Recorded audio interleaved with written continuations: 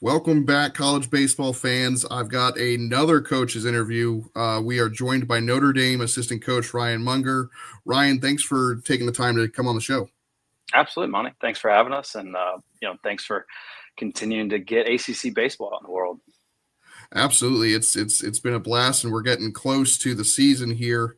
I'm itching at it. I know it's a bit strange. I don't know if you guys have snow, but I've got snow here in Virginia. So it's it's funny. I'm counting down the days, but it's a little cold. But we'll jump right into it. Let's start before we talk about your coaching career a little bit. I wanted to start talking about your playing career because you were an ACC player. You're a former Duke player and team captain. Um, you actually played for Chris Pollard in his first year at the program.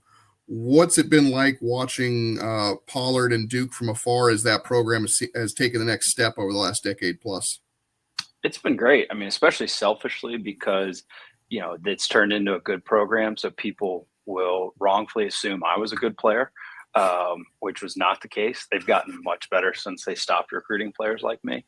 But no, I mean, Coach Pollard's done a great job. I mean, he's an awesome coach. He does a really good job of just putting a clear message in front of players, and they've done a really good job. And it's weird because since I've been at Notre Dame, we still haven't played Duke, and we don't play them again this year. So it's gonna be 3 years in a row with no Irish and Duke playing. So it is a little weird where I actually don't get to see Coach Pollard from across the field yet. I did it several times when I was at Davidson, but haven't got to do it, in league play. So whenever we get on the schedule, I will be looking forward to that opportunity. Yeah, it's interesting because you were at Davidson and Chris Pollard's a Davidson alum, so that again the connections are still still everywhere. But yeah, it is interesting with the size of the conference, and it's only gotten bigger this year, adding in Cal and Stanford. That there's a lot of Right. times you're not seeing a lot of teams every year like you used to. But let's go back a little bit now to your coaching journey. Do you want to tell me a little bit about your coaching journey and how you got to Notre Dame? Sure. Kind of like as you mentioned, Coach Pollard was a Davidson guy, and it was unique because I was going into my senior year of college. I was in summer school, and Coach Pollard got the job, and he started meeting with me just to try to get a feel for the team. When he wasn't recruiting, the coaching staff was obviously actively recruiting as soon as they got to campus. But then, especially once the school year started and things started to settle down a little bit, he started meeting with me just as a captain, and he was just like, "All right, Munger, like, how can I help you with your next step in life?" And I had a couple things that I kind of told him I was considering, but coaching was an option as well. And he kind of recommended. He goes, "Why don't you start off with coaching, because it's way easier to go get into those fields than it is to get into coaching in 4 or 5 years." So I was like, "All right, coach, whatever you say, I'll listen to you." And it was really unique because he started introducing me to coaches that we were playing against during my senior spring. So it's kind of a little bit of a weird interaction because coach would be like, "Hey, I know this is strange, but I've got one of our players who's trying to get into coaching this summer. Just want to put his name in front of you and just kind of help him start making some connections." And so I got to meet a ton of coaches. And, it's not like I really got to know him, but like all of a sudden he was getting my name out in front of some really good coaches. And so that was great for me just to start meeting with some of them. And one of those coaches was Dick Cook at Davidson as well when we played him that spring. And I went home after we finished up the season, and coach was like, "Stay by your phone, you know, be ready to come back to this area or go wherever, whenever we can get you an interview." I was like, "Coach, whatever you think I should do, I'll go do, and I'll jump in the car and I'll be there." And, I was back in Texas for about 2 weeks, and then he called me and he said, "Hey, Davidson's got an opening. I told Coach Cook that he should interview you. So, when can you be there?" I said, "I'll be there in 2 days." I drove to Davidson, North Carolina. Coach Cook interviewed me, and then he offered me the job. I didn't know it at the time, but Coach Cook did not interview anybody else. He was just planning on hiring me because Coach Pollard said he should hire me. And so, I got really lucky that, someone like Coach Cook was willing to hire a 22-year-old kid who had no coaching experience and had no idea what he was doing. And, in addition to that, he gave me a lot of opportunity to, kind of learn my own voice as a coach, learn my way through things and fail at things too. And it was great because he would continue to help coach me. And, in addition to working with Coach Cook, I got to work with Rucker Taylor as well, who's now the head coach at Davidson. And so, learning from those two guys was an awesome opportunity. And so, we got to be in the Super Regionals in 2017 with Coach Cook. And then a year after that, Coach retired. And then Ruck got promoted to the head coach. And I hadn't screwed up that much yet. So Ruck promoted me to the recruiting coordinator. And I was able to be there under that role for 4 years. And so I was at Davidson for 9 years. And then I was able to come to Notre Dame after that. Yeah, it's really cool to see that and to hear how much Pollard was invested in, in the development of the person and helping them into the next step, even if it's not necessarily a pro career necessarily in baseball, but right. Coaching career. So Davidson, you were there for.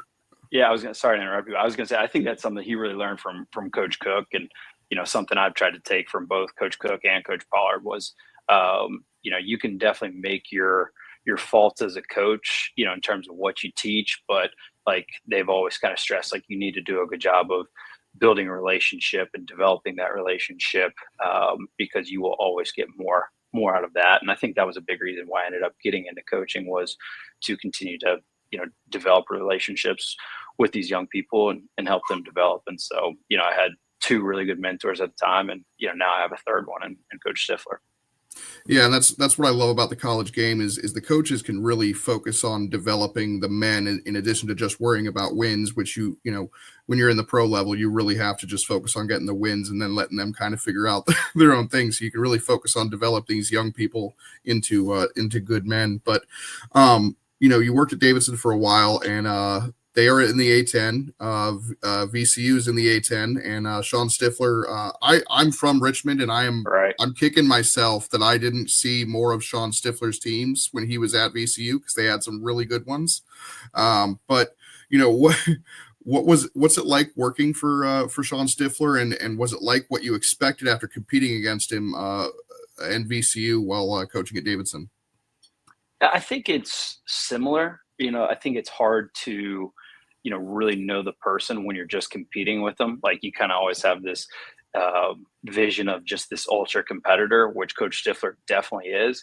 But I think, you start to spend a little bit of time with Coach Stiff, and he's an awesome people person. And, one of the things he always challenges us with as a coach, and I think he does a great job with himself, he's like, before you can ever develop the player, you have to develop the relationship. And so I think he actively tries to do a great job of developing relationships with our players, with us as coaches, with our families. So, he's always trying to run around with my kids when they're out on the field, different things like that. So, he's a phenomenal human being. The biggest thing that I don't think I knew about Coach Stifler was how funny he is, if we're being honest. Typically when I am not very productive in the office, it is usually his fault, because he is sitting there cracking jokes for an hour and then I get nothing done. And so that's, so sometimes I've got to be able to kind of put on my serious face and be able to handle his jokes. But he's a really, really funny individual with an awesome sense of humor. Yeah, it's got to help with the chemistry in the office, yes. though. The morale is good. Notre Dame doesn't have titles on the website, but I would imagine, I know you're the recruiting coordinator, but I imagine you do a lot with the hitters and the catchers as well, given that you were a catcher. What's your hitting and coaching philosophy? I know we touched a little bit on the coaching philosophy, but what's your hitting philosophy? Yeah, I think it's evolved a little bit just throughout my time as a coach. When I started at Davidson, it wasn't a very successful program. And so, between Coach Taylor and I, we kind of had to find, what was something we thought we could recruit and develop. And, some of the things that we really prioritized there was just strength. We thought if we could get some strong guys, we thought we could kind of teach them some feel for the zone, a little bit better hitting mechanics, and then capitalize on that. And so, while we were at Davidson, probably our biggest calling card as an offense was just our ability to drive the baseball. During our time there, we hit the most home runs in the A10. We hit a lot of doubles. But I think as we continue to develop and recruit some better players, I think something we really got to stress and prioritize was just, how do we get guys to second base or get into scoring position on their own as often as possible? And so I think that started freeing us up a little bit. And I think that's something I really try to look at here at Notre Dame is just, hey, let's get guys who can get to second base on their own as often as possible. And, it gives you as a coach some freedom to adjust the lineup, but it also gives your players, the ability to see, okay, here's how I can make my mark. Here's how I can be successful. And, here at the EC, like some days the wind's going to be blowing in 20 miles an hour. Some days the wind's going to be blowing out 20 miles an hour. So, when you're recruiting, you kind of have to sit there and say like, okay, like I've got to recruit to be able to play a road game pretty consistently. And so that means I need some athleticism. I need the ability to play defense. And I need guys who can be versatile offensive pieces. And so I think that is something we really tried to stress. And, I think a lot of that, when you're just talking about things in the box, kind of stems from, how well can you control the zone? It's pretty simple, but if you can swing at strikes and take balls, like you're going to put yourself in a position to get into some good counts, get guys on base. And the more guys you get on base, typically the more runs you score. And you mentioned a little bit on the recruiting and having to play a lot of road games. Being a northern school, you guys have some unique challenges that a lot of times you're starting the season on the road, and then when you do get home, it's pretty cold. So how does that factor into the recruiting? And you also have to factor in academics. That's a big thing. It can be also an asset because, obviously it draws people to Notre Dame. I know we interviewed Estevan Moreno a couple months ago, and I know academics played a major factor in his decision to go there. How does those kind of things factor in versus working at somewhere like Davidson, which is a little bit smaller school and a little bit more south? Yeah. I think as my job as a recruiting coordinator, right? Like I always have to find a unique way to put a positive spin on things or understand the value of what Notre Dame has. And, is it cold? Sure. But I think in the reality, like college baseball is a little bit of a cold weather sport. The unique thing that, when I'm on the phone, I talk to guys, I'm like, sure, it's cold, but it's not really cold until, we're done with fall ball. So like your entire fall semester, when you're developing, like we're playing outside and it's 70 degrees and sunny and it's awesome. Sure, do you get some cold days in there? Absolutely. But like during finals week, our guys were hitting on their own. They were hitting BP out on the field, on December 17th.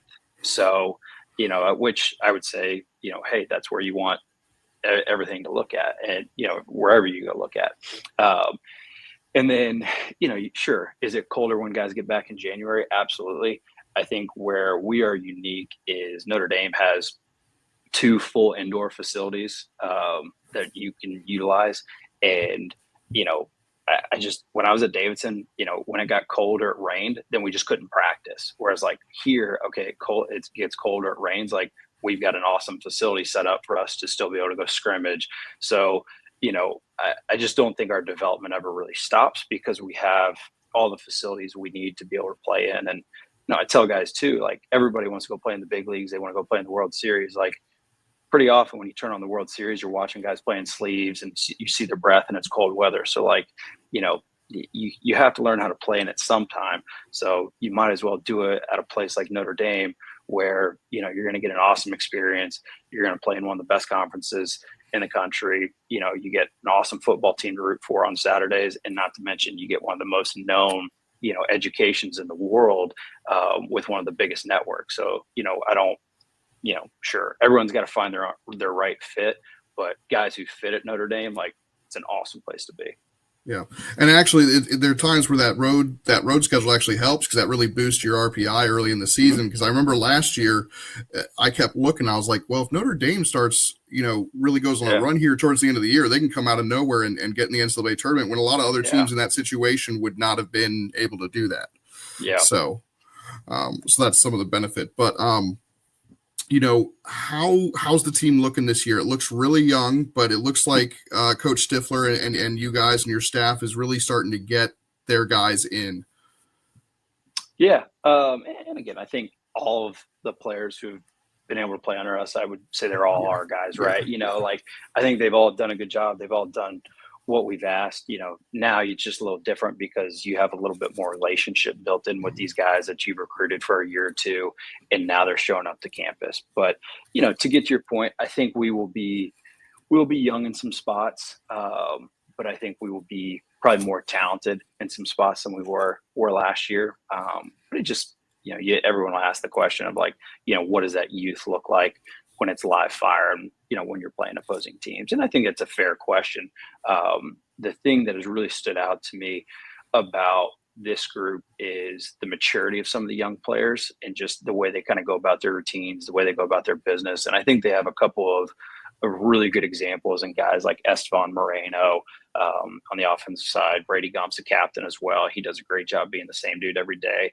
And on the pitching side of things, we've got two captains as well, Radek Burkholz and Jackson Denny's, who are actually both coming back from injury last year. But, they're both A-plus human beings who take a lot of pride in their work. And I think them coming back from injury has kind of really changed their perspective and kind of challenged the way they think. And so I think they've had to do more from a leadership perspective than what they're accustomed to or kind of what they thought leadership would look like. And I think that has really helped the growth of this young group.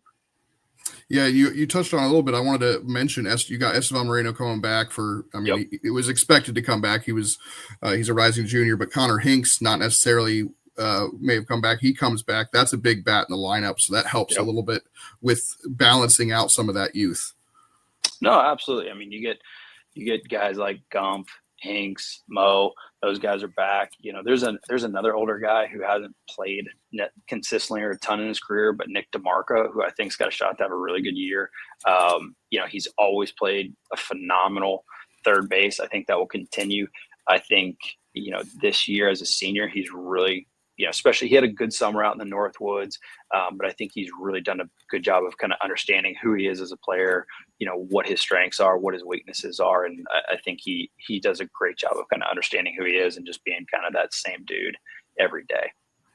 That's perfect. I must have prepped well because that was going to be my next question. Nick DeMarco, he was I did a player of the summer and he was Notre Dame's hitter of the summer. I think DJ Hellweg was the pitcher of the summer. But I thought it was interesting. Nick hasn't gotten a chance to play a ton in his career, but it's got to be really nice to see how he's developed over the time you guys have been there and finally getting this point, especially with the way that the rosters and transfers in this day and age, you're not getting to see a lot of those kind of developmental players because they need to get playing time. Otherwise they're never going to get a chance.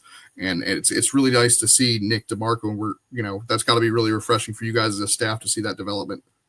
Oh, 100%. Yeah, you definitely feel good about it. And I think, again, it's probably a huge testament to who Nick is as a player and as a person and just kind of the way he's worked. And, has he been frustrated at times? Absolutely. But I think he's always done a good job of kind of working while he's waiting. And I think this fall, he really kind of saw how some of that worked is kind of, shown and blossomed. And, I'm excited to see what that'll look like come springtime, because I fully believe, I'm not saying he's going to hit 400. Would I love him to? Absolutely. But I think he's got a shot to be, a really productive piece for this team to help us win some ball games. Love that. Another player I wanted to highlight and ask you about, I'm working on an article for Under the Radar sophomore breakouts. And I've got one for you. He got injured in the middle of last year, but being a catcher, at Duke, and you've got another guy that looks really good, Carson Tinney. I mean, I think there were a lot of moments last year where he looked really, really good as a freshman, which is not easy to do as a catcher. I know guys like Luke Stevenson and some of the other ACC catchers make it look a little easy, but I mean, it's not normally that easy. And Carson Tinney didn't play like a freshman a whole lot. What can you tell me about his development and how he can impact the team in 2025? Yeah, I think Carson has a shot to be a huge piece of what this team does. And Carson's a tough kid who battled, several different injuries, if we're being honest, last year. I mean, it's that he probably would have, even before he tore his ACL, he probably would have played another 5-7 games prior to that if he hadn't gotten dinged up in his shoulder. So he had to battle a lot. I think that really challenged him as a young player to be able to handle injuries and some of that adversity and to still be able to play. But Carson shows up every day with a big smile, and I don't know how or what you have to do to make that young man have a bad day, but he shows up in a great mood every day and he's ready to work. But as far as talent goes, I mean, he might be the most talented individual in the program. I joke with our guys all the time. I go, you want to know how different the game is now before when I played? I go, I caught 20 games as a freshman catcher as well. I caught it at 165 pounds. Carson did it at 225 pounds. So the game is way more physical now than it ever was back in my day. But his rehab's going great. He's 100%. He was one of those guys where he was hitting BP out on the field, and you're kind of sitting there watching from the office, and he had a couple balls under the batter's eye. You're like, okay, Carson looks good. Like that. So I think he's got the unique ability to really kind of change the game for us, both defensively and offensively, because again, he, especially for a young player, he showed a really good feel for the zone last year, and he was really starting to come into his swing and his strength as the season played on. Because I think his last game was versus Boston College, and it was like he had 2 hits that game, and it was he had one 114 off the left field wall, and then he had one at 107 out for backside grand slam. So it's just like, wow, that's what some of the elite hitters do. And so, you're really excited about players like Carson Tenney. And so, yeah, I'm hoping he is a, kind of a breakout, sophomore player. I in my mind, he's not really a breakout. I'm kind of like, okay, he's a good player and this is what he's going to do. But yeah, just in terms of national landscape, I would love for that for Carson, just because, again, I think he's worked hard, he deserves it, and he's a really, really talented player.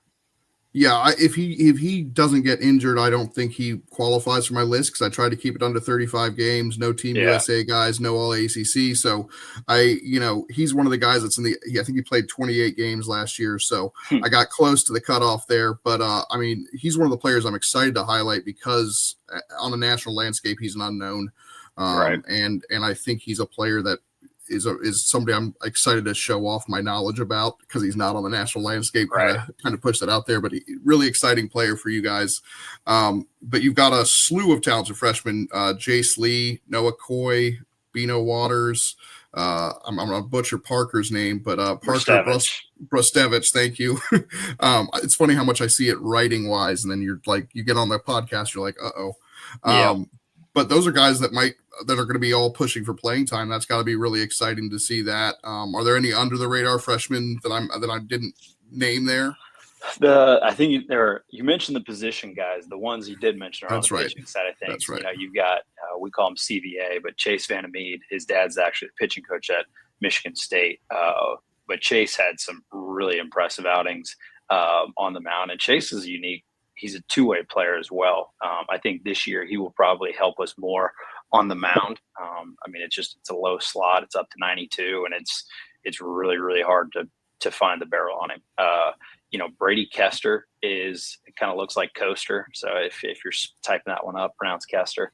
But he's, we need left-hand pitching, and he has come in and been, one of the more dominant guys, in our program throughout the fall. He still needs to go out and prove it this spring, but he gave our hitters lots of fits. Kellen Klosterman is another freshman arm that's, really, really talented, and, showed some really good things throughout the fall. And we think the world of Kellen. So, there's kind of a good amount of freshmen that you feel really excited about, that I think have a shot to really help this program win some games, both this year and throughout their tenures. Yeah, it's interesting that you brought up the pitching side, because you're right. I did not, for some reason, I was focused on those hitters, and but the next question brings me, that pitching staff has a chance to be much better than last year. And I know at the beginning of the season, obviously you had the guys with the injuries, battling some injuries, and then trying to find the right roles for guys. But you bring back a lot of returners. You already mentioned Jackson Denny's and Riddick Burkholz, who are, really important pieces coming back from injury. But you've got Jack Raydell, who was a freshman last year, who, it could be your Friday night guy. You got Rory Fox, who pitched a lot as a starter. And I mentioned DJ Hellwig being your pitcher of the summer. And you've got a lot of guys who threw innings. It's got to feel pretty good going into the season. And I think it's going to end up being a strength, where a lot of people might be underestimating your guys' pitching staff a little bit. And I think it could be a strength there. It's got to be really exciting. No, 100%, because I think now you kind of look at it and say, okay, hey, there's some experience, but there's also talent that kind of matches up with it. Some of those young guys were learning on the fly last year. I mean, as you mentioned, Riddell is a freshman, got thrust into the Saturday job by week 5 last year. His first start of the year, I think, was versus Florida State, went 5, gave up 2 or 3. We were like, okay, well, he's kind of penciled into the rotation the rest of the year after that. Rory was a guy who came to Notre Dame more as a shortstop, got hurt as a freshman and then rehab back. And next thing you know, the development really took off as a pitcher. And, he's obviously locked into, being a really important piece for us. And, it's great to have Jackson fully healthy, great to have Raddick fully healthy. Just as I mentioned, their leadership abilities are really important to this team, but obviously their ability to get people out, at a high level, I think is something those guys, bring experience with and, should be able to help kind of lead that pitching staff. Yeah, it's funny. Rory Fox is fun mentioning all the Duke connections again. His older brother was Luke, Right. is Luke Fox, who was at Duke. So Yep. just thought I'd continue our theme here with the Sure. Notre Dame Duke connections here. Yet they don't play each other. So, Nope. But obviously finding the right roles for guys, if you guys can do that quickly. I mean, every team's dealing with that. I mean, how do you feel about this team and what it can accomplish this year? Because I know a lot of teams, I know a lot of places are going to be picking you guys towards the bottom of the conference, but how do you feel about like what you guys can accomplish this season? Yeah, I mean, it is unique, right? Because you're kind of looking up and no one really thinks a whole lot of you at the moment. And again, it's a talented group with some older veterans who have played a lot. They've learned a lot through, maybe not being as successful as they wanted to last year, learned some things the year before. And so I think they've done a great job of kind of sharing their experience. Most of our guys are back already, just working out on their own. School doesn't start till next week, but just kind of as a group, they were all like, "Hey, let's get back to work. Let's start hitting in the cages together." Pitchers are out on the field doing their throw programs. They got optional lift times working. So I think they are a very mature group, despite what the roster says. And I think because of that maturity that they've displayed, they will be able to handle, hey, the first time we do get punched in the mouth and we have a tough weekend, like I think they will be able to bounce back and say, yeah, like we'll be fine. We'll go win the next weekend and we'll be in a good spot. And, I think the big thing is just like, if we can just show a little bit more consistency when we go travel on the road, I think we'll be fine. I think guys really learned a lot last year of, how to win in the non-conference consistently. We played some really good baseball when we were at home. We just really struggled when we were on the road last year, in conference. And I think part of that is just, you have to learn how to travel. And, now our guys have, and I think, they will do a good job taking care of the freshmen. So I think there is a lot of opportunities to prove some people wrong and win way more ball games than people are going to predict us to do. Yeah, I mean, you guys won 4 of your 5 conference series last year when you played at home, and you took 1 from Clemson, which is the one series you lost. And Clemson at the time was a top 5 team. I mean, you took 2 of 3 from Wake Forest. I mean, that's where I started getting the hype. I was like, Notre Dame for the NCAA tournament, because they've started getting all their home games because the weather's nicer. But and you also get to take advantage of some of those southern teams that get to come up to South Bend in the first time leaving Florida, because Miami looked like that bothered them a little bit. Yeah. It was chilly that weekend. Oh yeah. This is a question that it's a little bit difficult for the coaches, because every series is tough and you can't really look ahead too much. But is there a series that you're looking forward to seeing your team compete in, or any reason to be excited about the series in particular more than another series heading into 2025? Yeah, I didn't think so. I wish I could give you something, but any answer I'd give you would just be coach speak. So no worries. It's a tough question for the coaches. Yeah, it's probably just opening weekend, just so we can see these some of these youth and young players play, and let them show how talented and how good of a players they are, and kind of what how good this team can look. Yeah, no problem. I might need to strike that question moving forward for the coaches, because even for the players, it's a little tough, because they want to give the standard, because you don't want to give anybody any rat poison or anything. But sure. How do you feel about the new roster restrictions? That's coming to play. It's going to be down to 34 by December 1st moving forward. I think the number that they talked about and is hopefully going to get for the fall would be 38.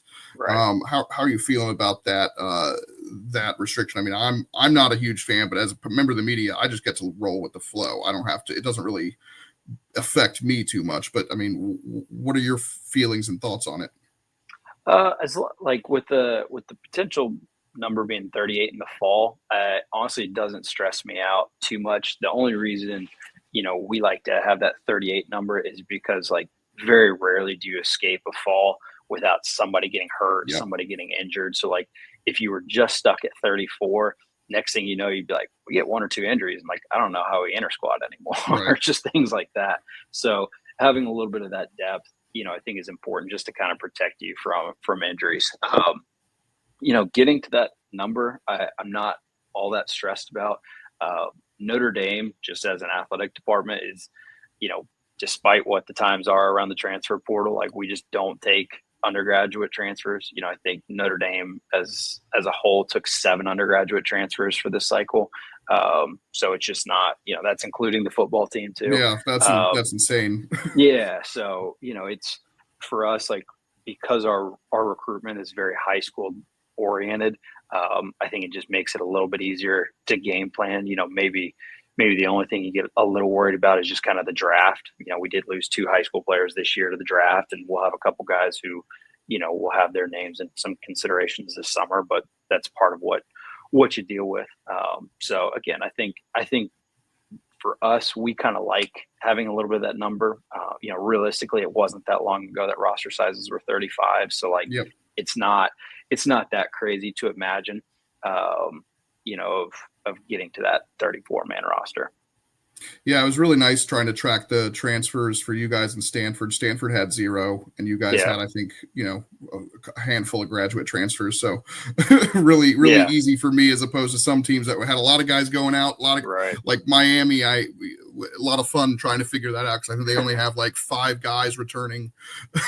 So somebody asked me, they're like, how do you think the league's going to be? I was like, honestly, I don't know who has anybody anymore. Like, it's impossible to keep up with who comes in and who goes out. Like, so that's my job, to sit there and talk about that all the time. And ultimately I know nothing. So, but that was great. I really appreciate you coming on the show, taking time to talk to us about Notre Dame. I'm really excited about your guys' season. I was doing my research, and I was like, this Notre Dame team has a chance to be much better than I was originally thinking, of what I think a lot of other people are thinking. So it's gonna be really fun to see that. And even if things don't necessarily, you have the growing pains, you've still got the ability to get those home games and really wreak some havoc for the rest of the conference. So That's always fun too. But do you have anything else you want to share before we sign off and head out? Not much, other than just beat Penn State in the Orange Bowl. Yeah, there you go. Yep. That's an exciting one. I mean, Marcus Freeman's done a fantastic job. It's been a lot of fun to watch. Riley Leonard, another Duke guy for Notre Dame. So no doubt. I've talked way too much about Duke on a Notre Dame podcast here, but I really appreciate you coming on. We're gonna be back. This is our last coaching interview. We've got some more interviews set up with some members of D1 baseball, and then we'll be doing our deep dives and getting into the regular season talk. Ryan, thanks again. Go Irish, and we'll be back next week.